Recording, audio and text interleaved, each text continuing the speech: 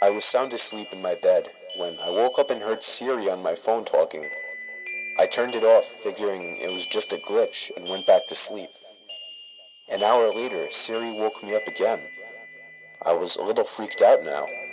Siri was responding to a strange sentence. What that found for us? And Siri's response was, the answer is Thursday, July 4th, 1776. It was freaky as hell, but I still ended up dismissing it as a glitch. One more time, I woke up to Siri speaking. This time, the sentence that Siri was replying to was my full name, and her response was, here's the info for my name. At that point, I ran to my parents' room, locked the door, and slept in there. I still have doubts of whether it was really just a glitch. I was home alone, playing computer games at like 2 in the morning, when a knock came at my window. My head shot around to face the window, but there wasn't anyone there. It was winter, so I had my windows shut, and my room was on the first floor. I guess you can call me the unconfrontational gamer type, so all I did was just shut my blinds to let the pranksters know that I wasn't interested. Enough time passed where I was able to forget about the knocking and get back into my game, until another steady set of knocks came at the window. I was so uneasy now. Why were they doing this? Why couldn't they just leave me alone? But by the slim chance that they actually needed something, I lifted the blinds and pulled open my window just a crack. That was the biggest and most foolish mistake I'd ever made. 2 hands from the darkness outside grabbed the bottom of the window and pushed it all the way up. I started screaming, throwing non-stop punches at the hooded man dressed in all black trying to enter my room. I grabbed the lamp sitting on my desk and bashed him in the head with it. He fell back outside, giving me the chance to shut my window. I saw him run away off our property into the darkness. I have never had a more horrifying experience. I lived way out in the country, like the turn off the paved road kind of country. I heard something crash on the roof and then smash into our metal chimney. For the next hour or so, I could hear it banging from inside the chimney, which should have been impossible since we had covered it for the summer. Then the front door started rattling as if someone was pulling on it, trying to get inside. I peered through the peephole but couldn't see anything. I finally threw open the door, and then everything stopped and went quiet.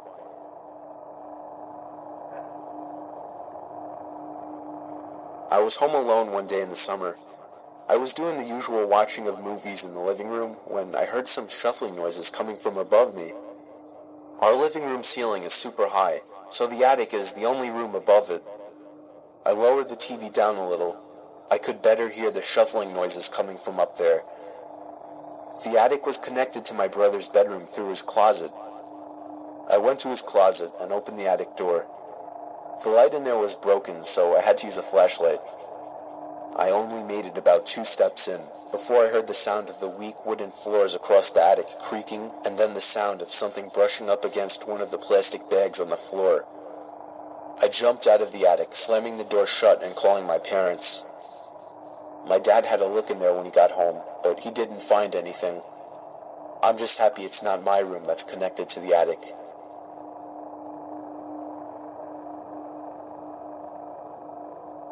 Me and my dog Layla were home alone. I had the music turned up loud in my room, and yet I was still able to hear Layla barking like crazy at something. As I was leaving my room and walking downstairs, I heard Layla stomping down the basement stairs, still barking. I followed her, turning the basement light on. She was in an attack stance, barking at the closed door to the boiler room. I knocked on the door, asking if anyone was in there. Layla was going crazy at this point, jumping on the door, scratching it, basically trying to break it down. I decided that if something was really in there, I didn't want to see what it was. I dragged Layla by the collar all the way back upstairs and locked the basement door. When my dad got home, I made him check the boiler room, but on his way there, he saw that there was a ladder placed on the wall by the basement window, and the window had been smashed open. My dad called the police, sounding worried, but I didn't yet know what was going on. Turned out Layla was barking at an intruder, and that I should consider myself lucky that I didn't open that door. It was very common for me to be home alone at night, as I only lived with my dad, and his shifts would constantly shift from days to nights. This happened around the time my dad was doing night shifts. I would stay up really late on these nights watching movies. It's always taken me a long time to fall asleep, so after turning off the TV to go to sleep, I probably laid there for a good half hour. Then I heard a toy fall over in my toy closet. It was nothing too suspicious, but it still creeped me out. But then the doorknob to my closet started to wiggle, until finally unlocking the door. I hid under my covers, not making a sound. It was strangely quiet for a good 2 minutes, so I finally peeked my head out of the covers.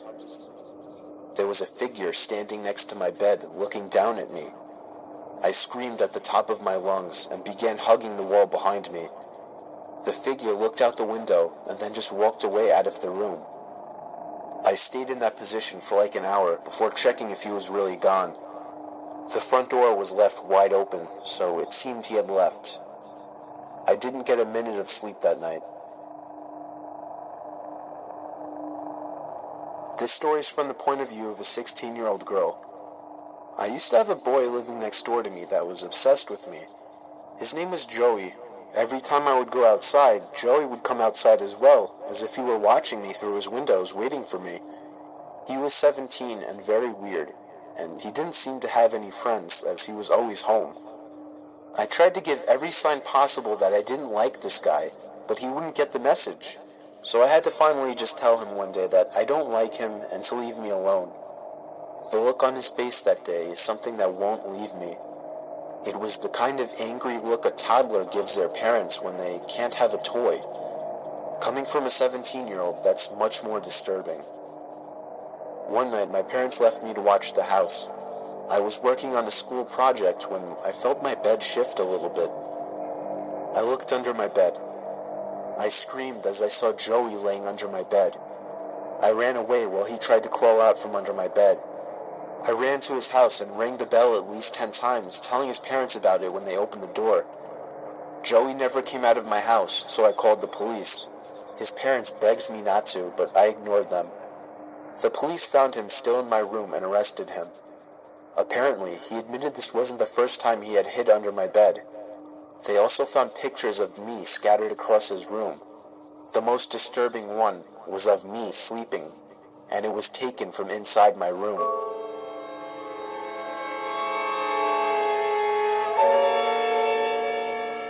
I live in the country, and more often than not, I was home alone.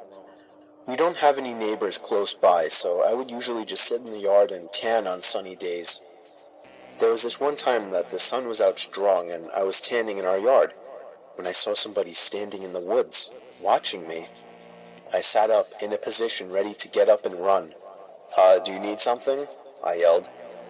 The guy walked out from the woods and over to me, telling me that he lives up the hill and was wondering if I could help him out with a broken water pump. I told him that I was about to head out and that I didn't have time. It was a lie, of course, but there was no way I was going with him. He walked off, back into the woods until passing a boulder, and I couldn't see him anymore. I was more creeped out than I'd ever been in my life. So with that, I folded my lounge chair up and went inside, being sure to lock all the doors and windows. You would think it ended there, but it didn't. About an hour later, I realized I forgot my sunglasses outside in the grass, so I went back out to get them.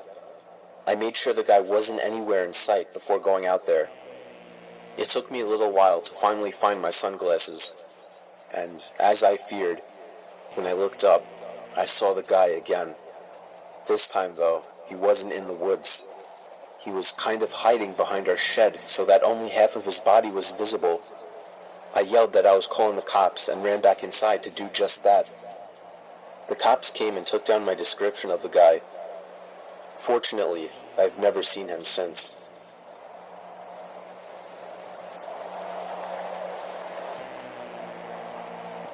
This happened to me when I was really little. I was 7 years old, but I still remember all of it like it happened yesterday. I was sleeping over my grandma's house, like I always did when I was little. She never drove her whole life for some reason, so she would constantly be taking long walks everywhere. One day when I was sleeping over, she wanted to walk all the way to the library, which was like 10 blocks away. I didn't want to take that walk. I was a lazy kid, so she went off and told me not to answer the door to anyone. My grandma was the kind of person that was strict, and she didn't baby people, so it wasn't unusual for her to leave me by myself at such a young age. Sometime while I was alone, the phone rang. I, being a dumb and curious little boy, answered it. It was a man on the other end. I remember he said, "Who is this?" I said, "Danny." "Are your parents home, Danny?" I said, "No." "So you're home alone right now, Danny?" I said, "Yes." "Where are you at right now, Danny? Do you know the address?" Somewhere in Queens," I told him. "All right, Danny, bye-bye now." He hung up. I don't even remember thinking twice about it, but the story didn't end there, unfortunately. I'd say almost an hour later, a knock came at the door. I remembered what my grandma said, so I remained on the couch. "I see you on the couch, Danny." My little heart sank. I noticed him through the window. He was on the porch, staring at me. He was a very creepy-looking man, all gray, ugly, and a fat beer gut. I told him to go away. "I got some candy in my truck. Come on out, Danny." I ran to the guest bedroom that I slept in and locked the door. Moments later, I heard the back door being fiddled with, followed by banging and thumping as he tried to break down the door. By some miracle, I heard the loud voice of my grandmother as she yelled at him to get the hell out of the yard and that she's calling the cops. I watched through the window as the guy took off in his ratty pickup truck as my grandma tried to get the plate number. Unfortunately, she didn't remember it, but she still reported him and his vehicle to the cops. My mom never trusted my grandma to watch me again after that, but I still know that if she had arrived even 10 minutes later, God only knows what would have happened to me.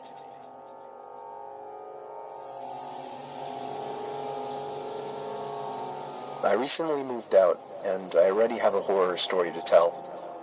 The house I moved into isn't anything impressive. It's just a house that's appropriate for 1 or 2 people. But I'd say right away, I started hearing weird sounds coming from inside the walls.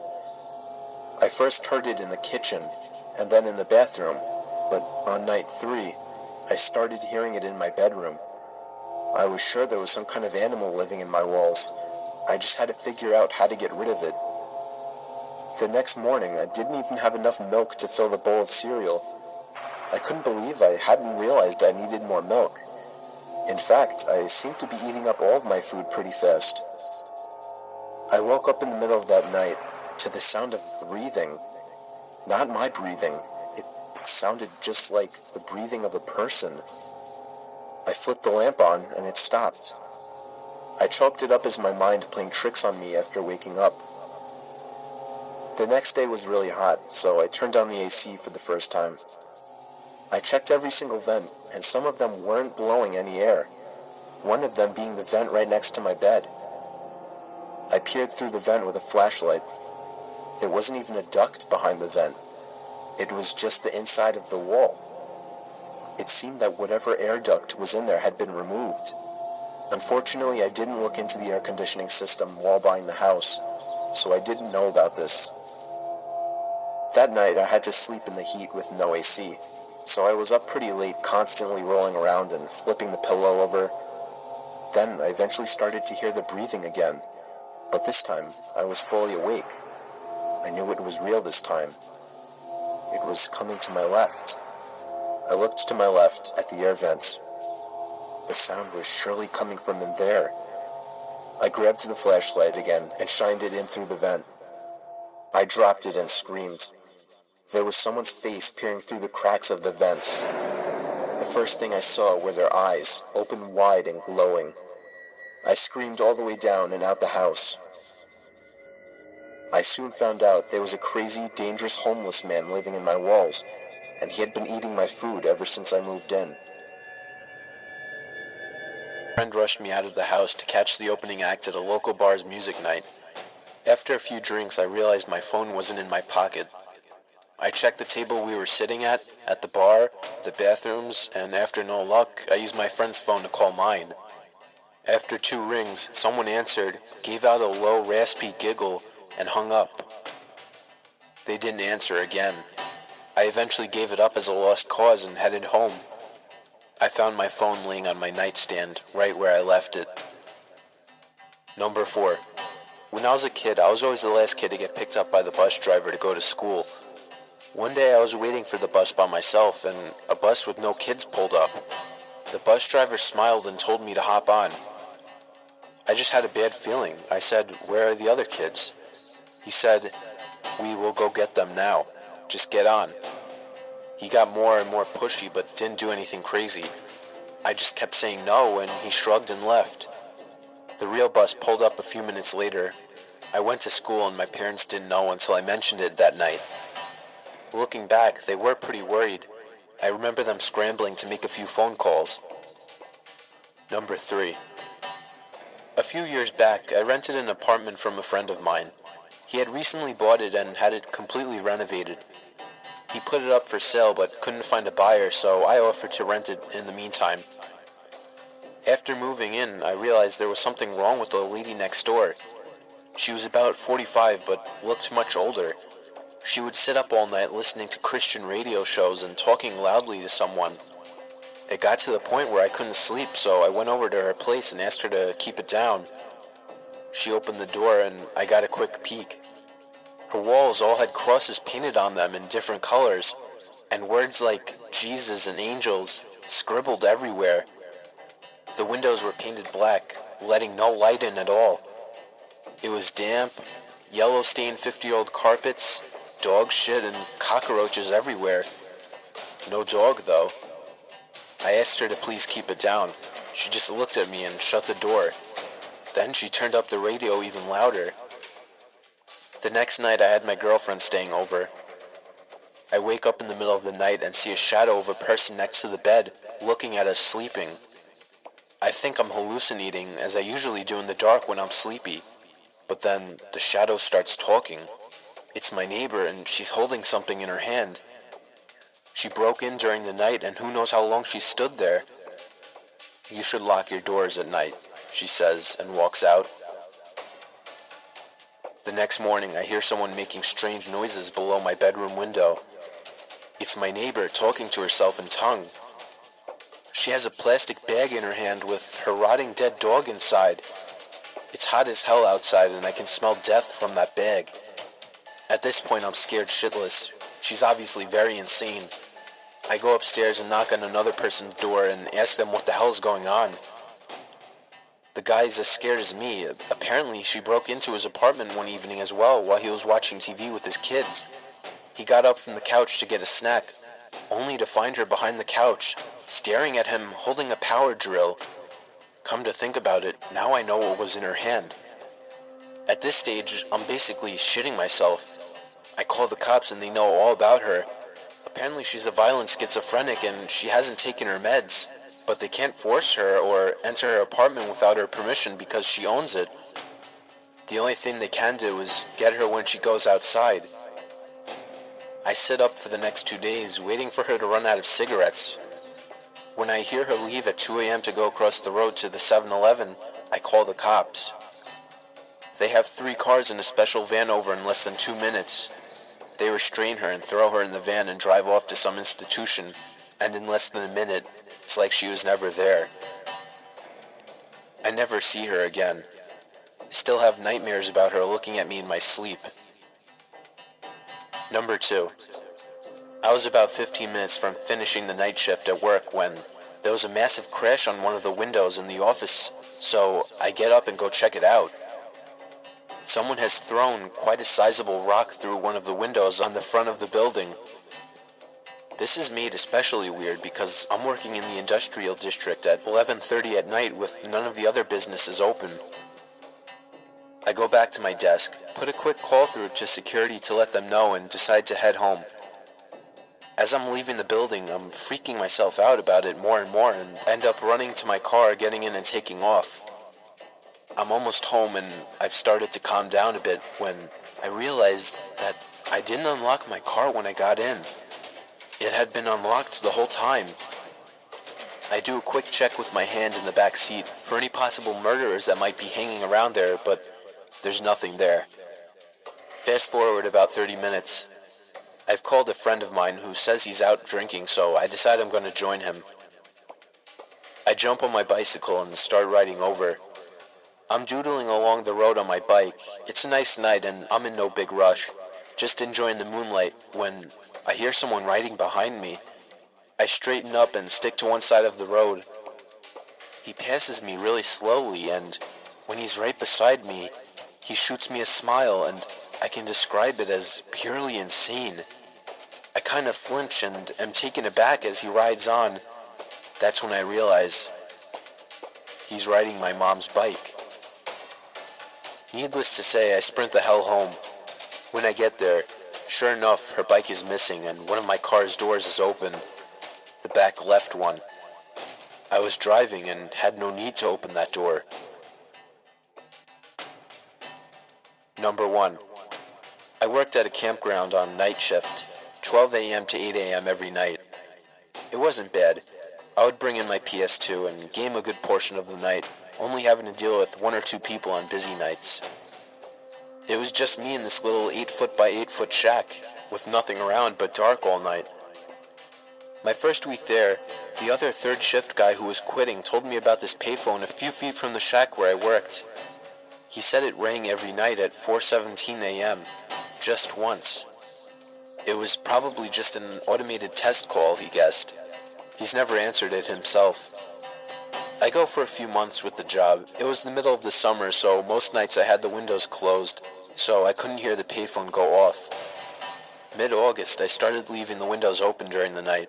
Sure enough, at 4:17 a.m. every morning, the phone would ring once. The ring even sounded creepy, like the payphone was submerged in water and then put where it sat. One night I got up the nerve to answer it. I set an alarm at 4:15 and would go wait at the phone until it rang. When it did, I answered it, but there was no sound, just dead air like someone was on the other line but wasn't answering. I said hello a few times and hung up. I did this every night for a week with the same results. I didn't think anything of it and left it alone after that for about a month. The first week of October, I decided to answer the phone once again. I set my alarm and when the time came, I answered the phone. I repeatedly said